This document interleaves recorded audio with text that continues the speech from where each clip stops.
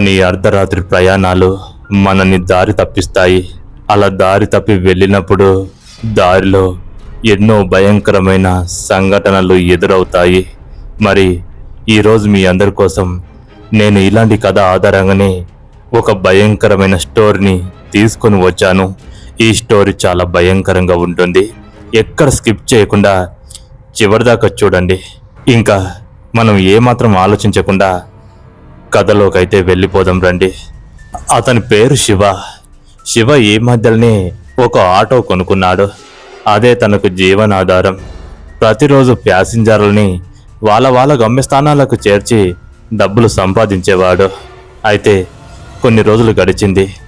Shiva auto సర్వీసింగ్కు వచ్చింది. అయితే శివ వాళ్ళ ఊరు నుంచి దాదాపుగా ఒక 45 కిలోమీటర్ల దూరాన ఉన్న సిటీలో ఆటోని కొనుక్కుంటాడు. అక్కడే షోరూమ్ ఉంటుంది కాబట్టి సర్వీసింగ్ కూడా నమ్మకంగా అక్కడే చేపిస్తాడు. ఇలా ఒకరోజు తన ఆటో సర్వీసింగ్ రావడంతో సిటీకి వెళ్తాడు. ఉదయాన్నే వెళ్ళాలనుకుంటాడు కానీ కొద్దిగా పని ఉండడంతో మధ్యాహ్నం వెళ్తాడు. ఇంకా ఆ సిటీకి చేరుకున్న శివ అక్కడ ఆటోని సర్వీసింగ్కి ఇచ్చాడు. చాలాసేపు సమయం పట్టింది. అక్కడ శివకు కొంతమంది తెలిసిన వాళ్ళు ఉండడంతో వాళ్ళతో కాసేపు మాట్లాడాడు. తర్వాత సర్వీసింగ్ అయిపోయిన తర్వాత ఆటో దగ్గరికి వచ్చాడు. ఇంకా ఆటోని తీసుకొని ఇంటికి వద్దాం అనుకున్న సమయాన వాళ్ళ చెల్లెలు గుర్తుకొస్తుంది. అయితే వాళ్ళ చెల్లెల్ని ఆ సిటీ నుంచి ఒక 15 కిలోమీటర్ల దూరాన అక్కడ ఇస్తారు. అయితే తనకు గుర్తుకు రావడంతో చెల్లిని చూసి వెళ్ళినట్టుంటుంది అని అనుకొని వాళ్ళ చెల్లి దగ్గరికి వెళ్ళాలనుకుంటాడు. ఇంకా ఆటో సర్వీసింగ్ అయిపోయిన తర్వాత చెల్లి కొడుకులకు పిల్లలకు పండ్లు అవన్నీ తీసుకొని ఆటోలో పెట్టుకొని ఇంకా ఊరికి వెళ్తూ ఉంటాడు.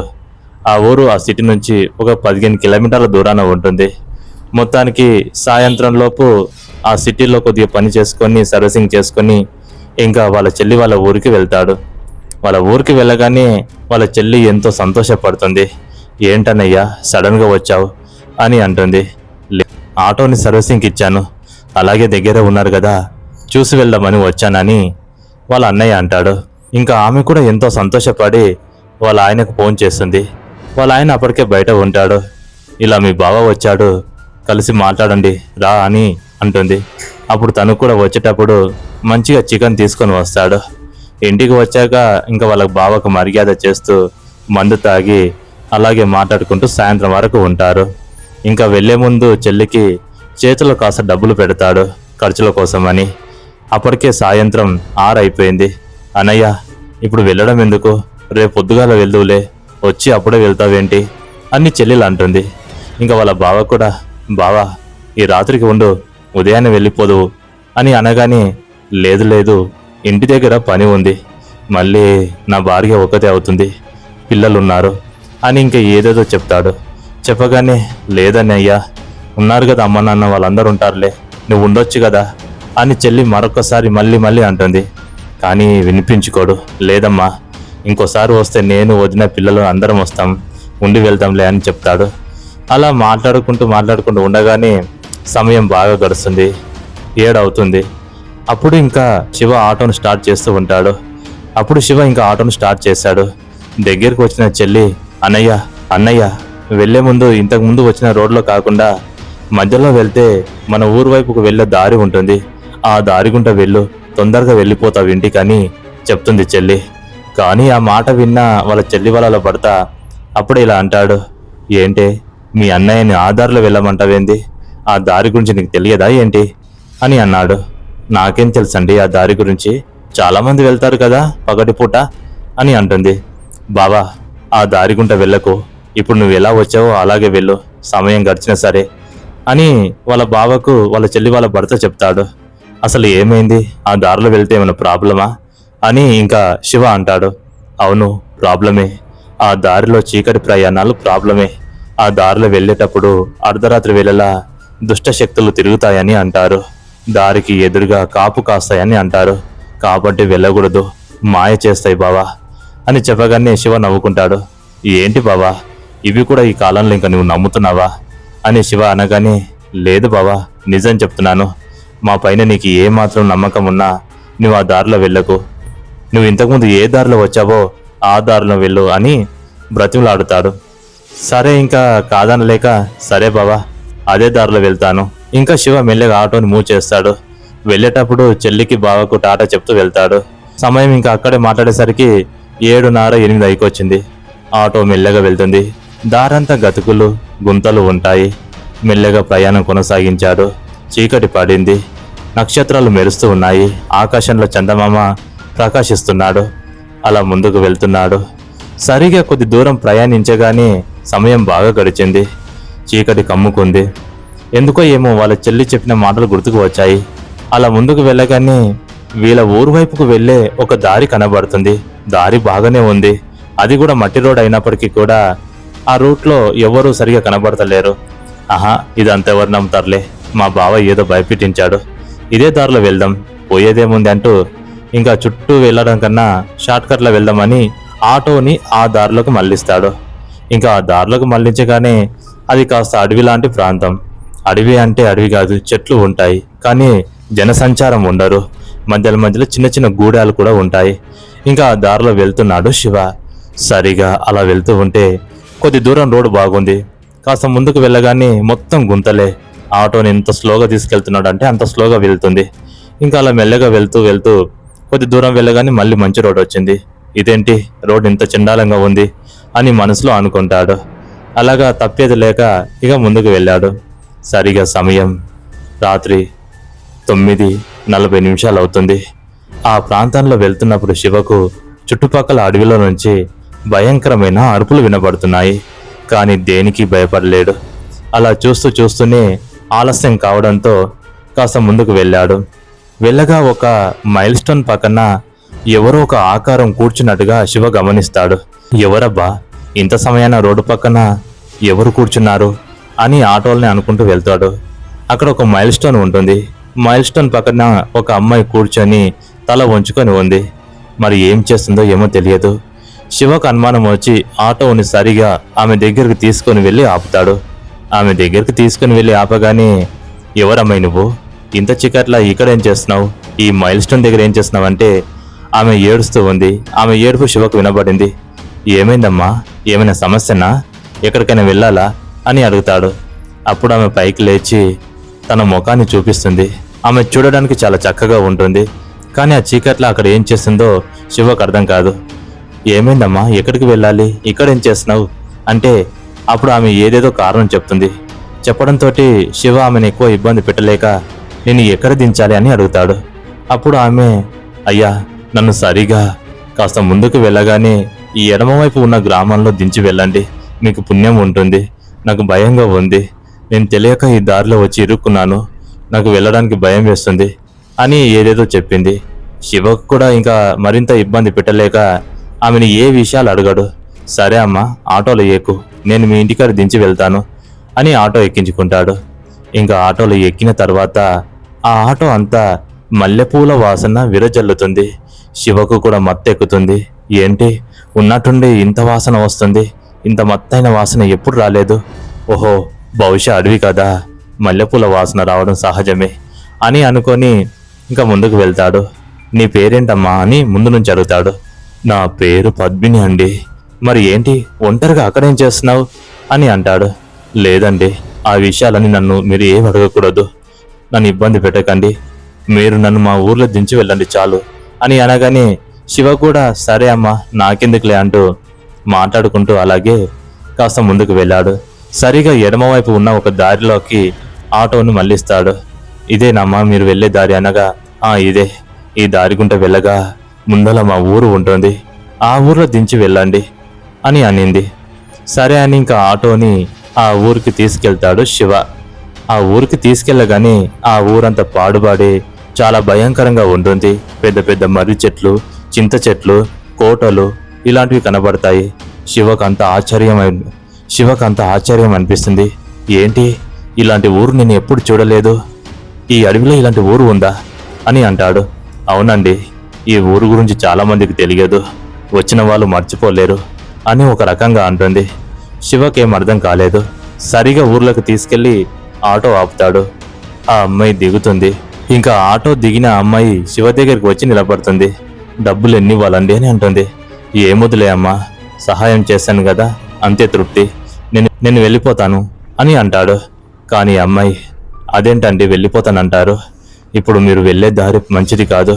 ఈ రాత్రికి ఇక్కడే ఉండి ఉదయం వెళ్ళిపోండి అని ఒక్కసారిగా తన చెయ్యితోటి తన తలపైన చెయ్యి పెడుతుంది. అలా పెట్టగానే శివ ఒక్కసారిగా ఆమె మైకంలోకి వెళ్ళిపోతాడు. ఇంకా తను వచ్చిన దారి గురించి, ఎవరు నెక్కించుకొచ్చాను, ఎవరు ఆమె అనే విషయాలు కూడా మర్చిపోతాడు. ఇప్పుడు ఆమె తన కంటికి చాలా అప్సరసలా కనబడుతుంది. తన మాయలోకి వెళ్ళిపోతాడు. శివన్ తీసుకొని ఆ ఊర్లోకి వెళ్తుంది. అయితే ఆ ఊర్లోకి వెళ్ళిన తర్వాత వాళ్ళ ఇంటికి చేరుకుంటుంది. ఇంట్లో ఉన్న వాళ్ళందరికీ పరిచయం చేస్తుంది. ఆ రోజు శివ అక్కడే పడుకుంటాడు. ఉదయం లేస్తాడు. లేచి చూస్తే ఊర్లో జనాలు కనబడతారు, కానీ ఒకరితో ఒకరు మాట్లాడకుండా ఎవరు పనులలో వాళ్ళు ఉంటారు. శివ ఇంకా అది మా ఊరా, ఏ ఊరిది అన్నట్టు కన్ఫ్యూజన్లో ఉంటాడు. అప్పుడే అమ్మాయి వస్తుంది. రాగానే అమ్మాయిని చూసి మురిసిపోతాడు. ఏంటండి అప్పుడే నిద్రలో నుంచి లేచారా అని అమ్మాయి అంటుంది. అవునండి, రాత్రి ఏం జరిగిందో అర్థం కావట్లేదు, నేను ఎక్కడున్నాను అని అనగా, ఏం లేదండి, మీరు మా ఊరిలోనే ఉన్నారు. రాత్రి చీకటైతే వెళ్ళడం ప్రమాదమని నేనే మిమ్మల్ని ఆపాను. మీరు మా ఇంట్లోనే ఉన్నారు అనగానే, సరేనండి నేను వెళ్ళిపోతాను, మరి మా ఊరు చాలా దూరం ఉంది అని శివ అంటాడు. అలా శివ అనగానే, ఎక్కడికి వెళ్తారండి? ఇప్పుడు మీరు ఎక్కడికి వెళ్ళలేరు. రేపు అమావాస్య ముందు రోజు మీరు ఎక్కడ అడుగు పెట్టకూడదు. అమావాస్య వెళ్ళిన తర్వాతనే మీరు వెళ్ళిపోదురు. లేకపోతే మీ వెంట చెడు గాలులు వస్తాయి, అవి మిమ్మల్ని వదలవండి. ఇది మా ఊరు ఆచారం. రేపు ఒక్కరోజు ఆగి ఎల్లుండి వెళ్ళిపోండి అని ఆ అమ్మాయి బలవంతం పెడుతుంది. కానీ శివకు మాత్రం ఏమనిపిస్తుందంటే, ఆ అమ్మాయి తనని లవ్ చేస్తుందని అనుకుంటాడు. ఇంకా చేసేదేం లేక అమ్మాయి మాటలు విని ఆ రోజు గడుపుతాడు. తెల్లవారు అమావాస్య. ఇంకా శివతోటి అమ్మాయి ఎన్నో కబుర్లు చెబుతూ తనకు మాయమాటలు చెప్పి ఎంతో నమ్మిస్తుంది. తను నిజంగానే లవ్ చేస్తుందని అనుకుంటాడు. ఇంకా ఆ రోజు అమావాస్య. చీకటి అయ్యింది. అందరూ ఊర్లలో ఎవరు ఇళ్లలో వాళ్ళు ఉన్నారు. ఇంకా శివ తినేసి ఆ అమ్మాయితోటి సరదాగా మాట్లాడుకుంటూ మెల్లగా నిద్రలోకి జారుకున్నాడు. శివ ఇంకా గాఢ నిద్రలోకి వెళ్ళాడు. అలా నిద్రలోకి జారుకున్న తర్వాత సమయం చూస్తూ ఉండగానే 12 దాటింది. ఊరంతా నిశ్శబ్దంగా మారింది. దూరంగా అడవిల నుంచి గుడ్లగుప్పల శబ్దాలు వస్తున్నాయి. ఇవేవి శివులకు వినబడతలేవు. అలాగే గుర్కలు పెట్టి పడుకున్నాడు. ఇంకా అప్పుడే ఊరు వీధుల్లో అందరు జనాలు కలిసి మాట్లాడుతూ ఏదో సంబరాలు చేస్తున్నట్టుగా శబ్దాలు వస్తాయి. ఆ ఊరు వీధిలో ఆ మహిళలు, ఆ ఊరు పెద్దలు పెద్ద బౌగాన్లు మంటపైన పెట్టారు. దాంట్లో నూనె అవన్నీ పోసి ఏవేవో వేస్తున్నారు. ఇంకా పక్కన వేరే బొగాండి పెట్టారు. ఇంకా ఏదో వంటలకు సిద్ధం చేస్తున్నట్టుగా వాళ్ళు అక్కడ ఉన్నారు. అయితే వాళ్ళందరూ మాట్లాడుకుంటూ ఉంటుంటే శివకు ఒక్కసారిగా మెలకువ వచ్చింది. మెలకువ వచ్చి అలా కిటికీ దగ్గరికి వెళ్ళి కిటికీ నుంచి చూస్తున్నాడు. అలా చూస్తున్నప్పుడు శివకు అంతా విచిత్రం అనిపించింది. తనతో మాట్లాడిన అమ్మాయి కూడా అక్కడ ఉంది. వాళ్ళు వంటలకు సిద్ధం చేస్తున్నారు. అప్పుడు ఆ అమ్మాయి ఇలా చెప్తుంది, రేయ్ తొందరగా కానివ్వండి, మనకు దొరకక ఒక మంచి బలిష్టమైన మనిషి దొరికాడు. ఈరోజు వాడిని వండుకొని మంచిగా తిందాం, తృప్తిగా తిందాం. వాడికి ఈ విషయం తెలియదు. వాడు నిద్రల నుంచి లేవకముందే వాడిని తీసుకొచ్చి బలిచ్చి మనం వాడిని ముక్కలుగా నరికి కూర వండుకొని తినేద్దాం అని ఆ అమ్మాయి అంటుంది. ఆ మాట వినగానే శివ గుండె ఒక్కసారిగా వణుకు పుట్టింది. గజగజ వణుకుతాడు. ఏం చెయ్యాలో తెలియదు. ఇంకా సైలెంట్గా ఉంటాడు. అప్పుడే ఆ అమ్మాయి కొంతమందికి చెప్తుంది, రేయ్ వాడు పడుకొని ఉంటాడు, సప్పుడు చేయకుండా వెళ్ళి వాడిని తీసుకొని రండి.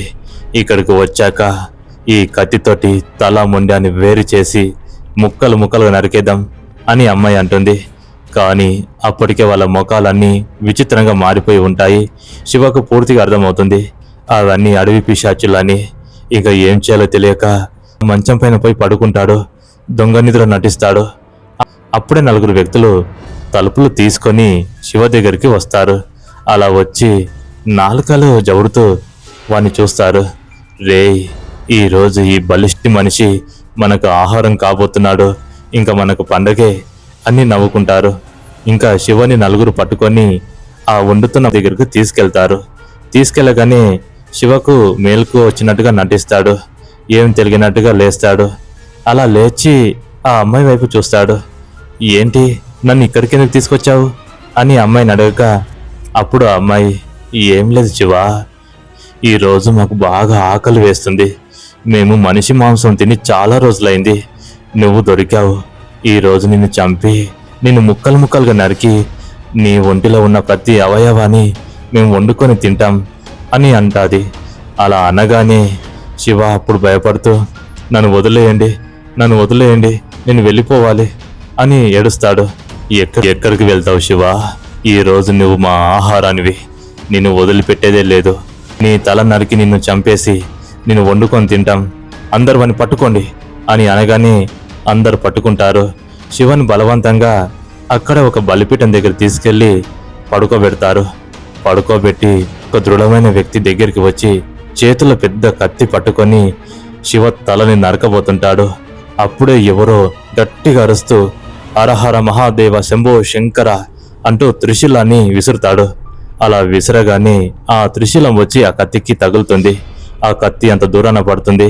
అందరు అటువైపుగా చూస్తారు. అక్కడ వస్తుంది ఎవరో కాదు, అఘోరి.